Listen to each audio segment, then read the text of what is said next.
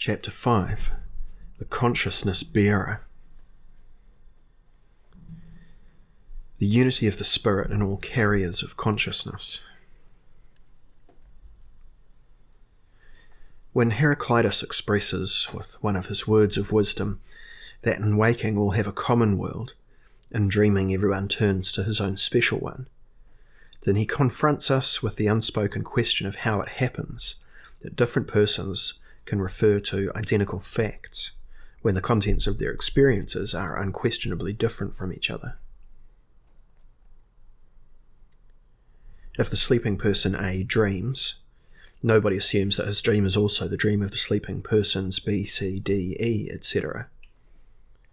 But everybody considers the dream as a special dream, which testifies to the responsible peculiarity of the dreaming organism.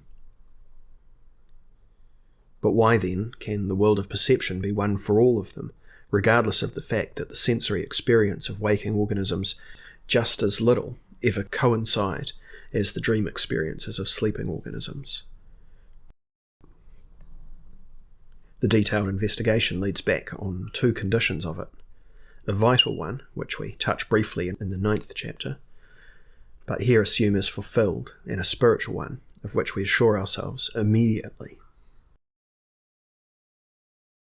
If I grasp the existing thing, then I have, as has been shown, abstracted from the temporality, the spatiality, and the artificiality of my experience, and thus closed myself against everything, by which I could distinguish myself from other beings. Now, if we assume that the disposition which enables us to perform acts is qualitatively the same in all carriers of consciousness, then there would at least be no obstacle for the object found, or to be found, to be identical for the finder at different times, as well as for different finders. But this assumption, as we have already seen, is the inevitable precondition of our knowledge of the fact of consciousness, thus of its very possibility, and is incidentally still required for the following reasons. If the act is a temporally unextended state of affairs, then I can distinguish two different acts only numerically, by reference namely to the place and time of their occurrence. They may well produce different effects in vitality, but otherwise they differ in nothing. The ability to produce acts thus changes according to the speed of its action and with regard to its consequences for vitality. The side of the faculty of action, however, according to which acts take place in a personality, lacks any distinguishing characteristic, and must therefore be regarded as essentially the same in all investment dreams. We call it the spirit, and in view of its connection with the particular sphere of life, the ego. The uniformity of the world of perception for all persons thus becomes the reappearance of the uniformity of their conceptual faculty, and the uniformity of anything in the course of time becomes the reappearance of the uniformity of the ego. Just as I rightly state, I did this or that 15 years ago, regardless of the fact that in the meantime both my experience and the experiencing corporeality have changed. Likewise, I call the house where I live the same house after the expiration of the same period, regardless of the fact that the appearances of the house are uncountable at any period, and completely in the progress of time. Only things and personal eyes can be counted, and what else we count in relation to them. Once one has understood this, one will no longer confuse the indubitable independence of the world of perception of the person with the independence of the world of perception of consciousness, and thus also avoid the dangerous equation of the concept of actual facts, and especially of things with the concept of reality itself. Images are unconditionally real on the occasion of the impression. However, by virtue of the nature of the mind, the things representing their place are inevitably merely thought. The Heraclites, among the thinkers, however rare, always made an effort to express and to demonstrate this. Nietzsche most emphatically and passionately, especially in his posthumous notes to the unfinished Will to Power. Quote, "Logic is linked to the condition, given these are identical cases." End quote. Another quote, "The belief in the existing proves to be only a consequence. The actual primum mobile is the disbelief in the becoming." End quote. Another quote, "Our belief in things is the prerequisite for the belief in logic." End quote. Another quote, "We have needed unities in order to be able to calculate. Therefore, it is not to be assumed that there are such unities. We have borrowed the concept of unity from our concept of ego. If we did not think of ourselves as units, we would never have formed the term thing." End quote. Another quote, "We can only understand a world which we ourselves have made." End quote. Another, "In fact, logic applies only to fictitious entities that we have created. Logic is the attempt to comprehend the real world according to a scheme of being set by us." End quote.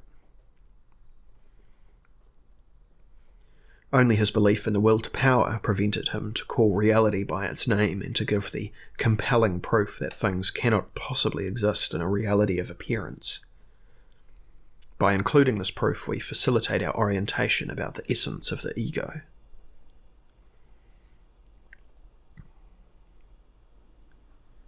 Thing and appearance.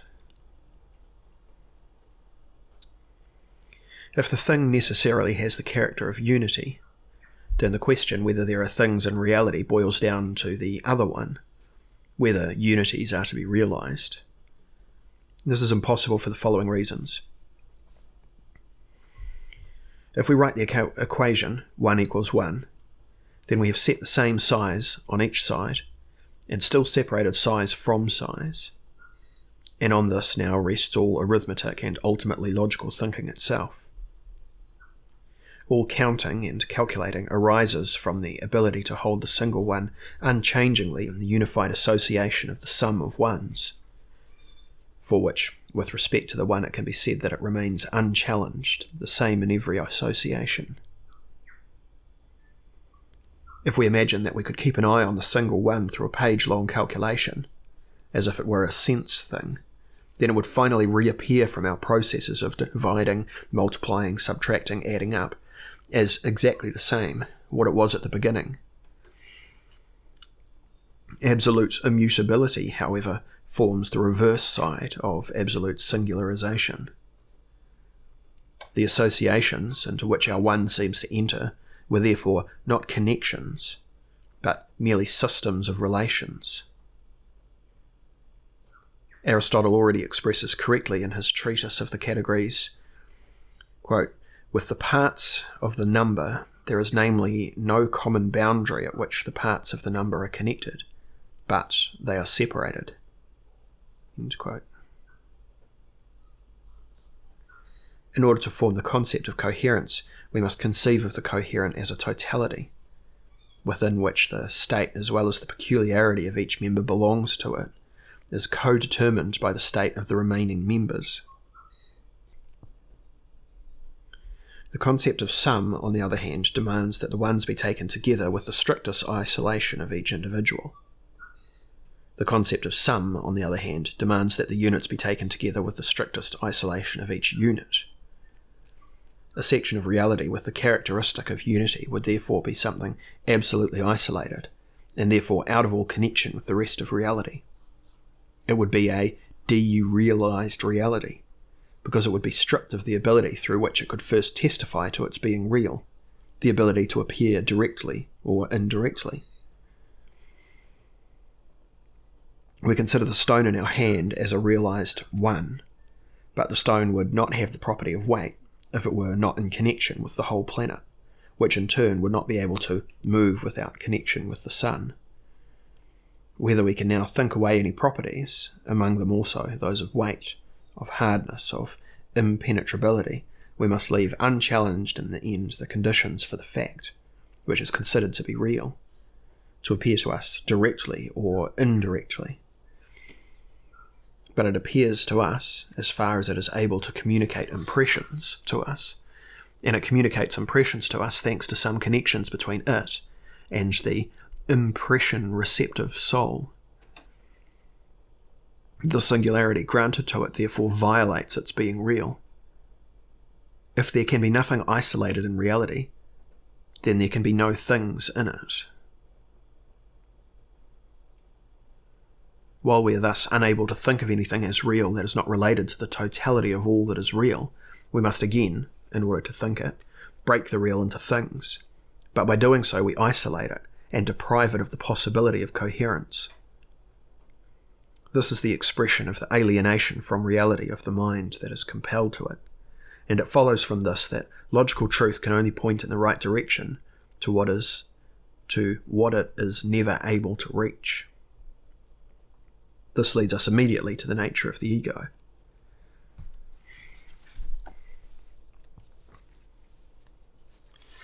About the nature of the ego.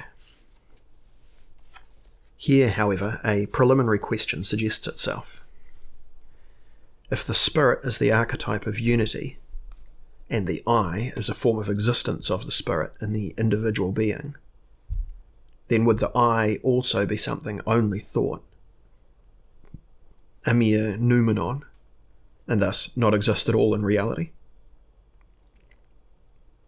First of all, it has to be answered that it would of course be senseless to make the thingness the reappearance of the I, and thereupon to evaporate that of which it is supposed to form the reappearance, namely the I, again to the reappearance.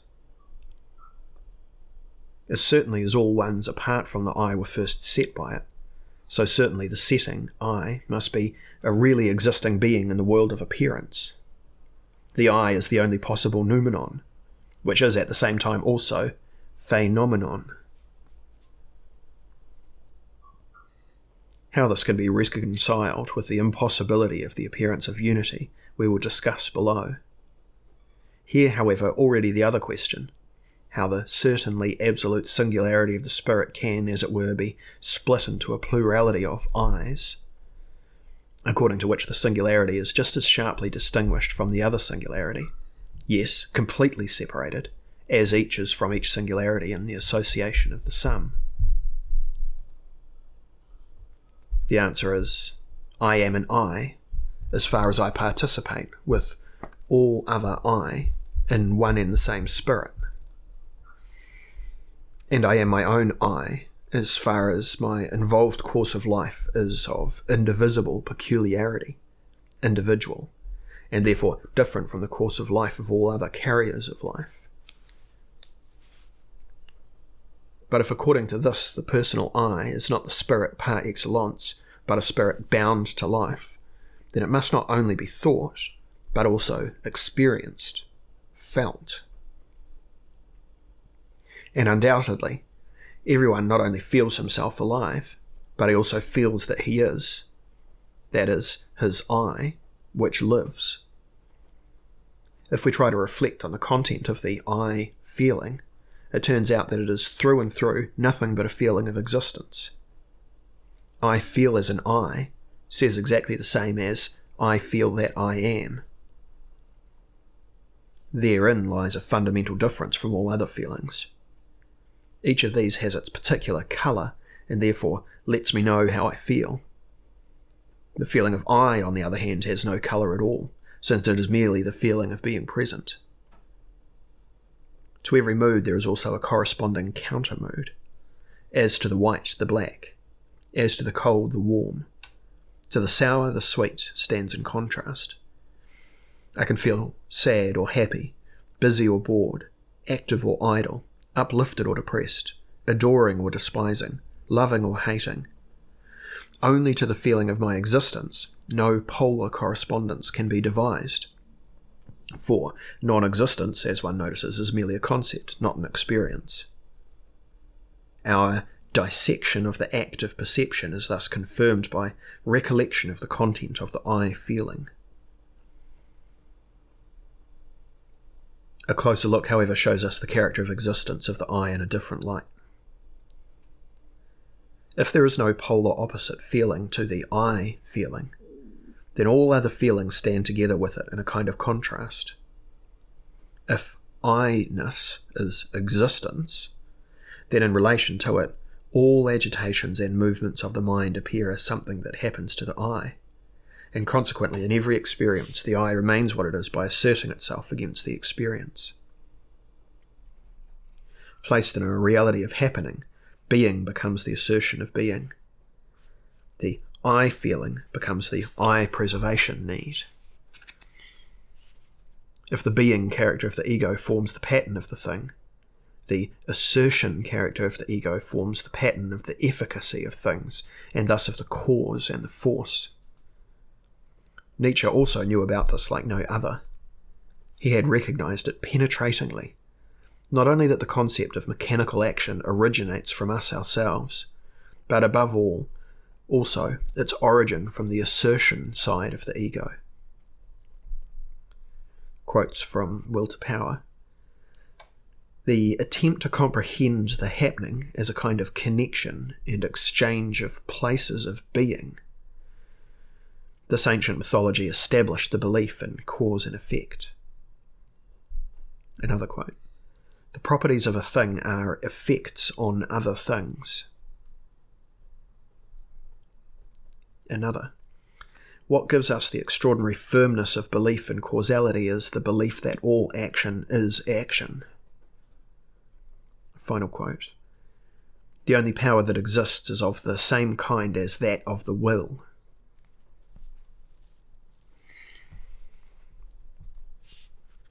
The thing is the point of relation of a coherent sequence of images which is identical with itself in the course of time. If we consider the fact of its persistence, then the image qualities become properties of the thing. If, on the other hand, we consider the fact that every thing comes into being and passes away, then its species property becomes an artificially determined ability. Instead of the reality of the event, we now have a derived reality of movements and processes from causes and forces. The heated stove, for example, has the property of heat. By virtue of it, however, it also has the ability to communicate heat to its surroundings, to ignite a match brought near it, to bring water to boiling point. A stone has the property of hardness. By virtue of it, however, it also has the ability to crush butter and to break the more brittle glass, and so on. That which is seen from the point of view of existence, our properties, are the same, seen from the point of view of the assertion of existence, are causes or forces. As certainly as the character of being of the I is at the same time the character of assertion in a world of events, as certainly the concept of cause and force is already contained in the concept of thing. The popular opinion that one arrives at the idea of mechanical causality by observing quote-unquote lawful sequences is so very wrong that there are rather quote-unquote laws of the course of nature, just insofar as we put things at its basis. As the thing as such is a displaced existence of the I, so the thing as cause is a displaced assertion of the I. The world of the substance forms the correspondence of the finding spirit. The world of the forces the correspondence of the wanting spirit.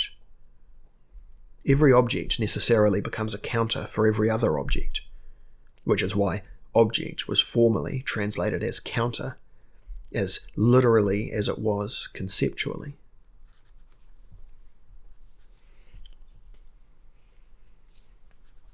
Soul and body. To be alive means to be able to experience, and the ability to experience demands an experiencing soul. After the foregoing, we need no longer discuss why the soul does not stand in relation to the body in the relationship of cause to effect, and therefore immediately reveal the real connection. It is that of the sense with the appearance of the sense. The soul is the sense of the appearance of the body, and the body is the appearance of the soul. Neither the latter acts on the former, nor the latter on the latter, for neither of them belongs to a world of things. If the sequence cause-effect means only a relation between parts of a connection, which we have dissolved, then sense and appearance of a sense are a connection itself, yes, the archetype of all connections. Whoever finds it difficult to visualize a relation that is incomparably different from the relation of cause to effect, and incomparably superior to it in intimacy, should consider the similar relationship of the sign to the signified. The cause of a speech sound lies in certain movements of the larynx, the tongue and the lips, which in turn originate in the brain. The effect of the speech sound is a vibration of the air, which continues through the movements of the auditory apparatus into the molecular processes of the brain.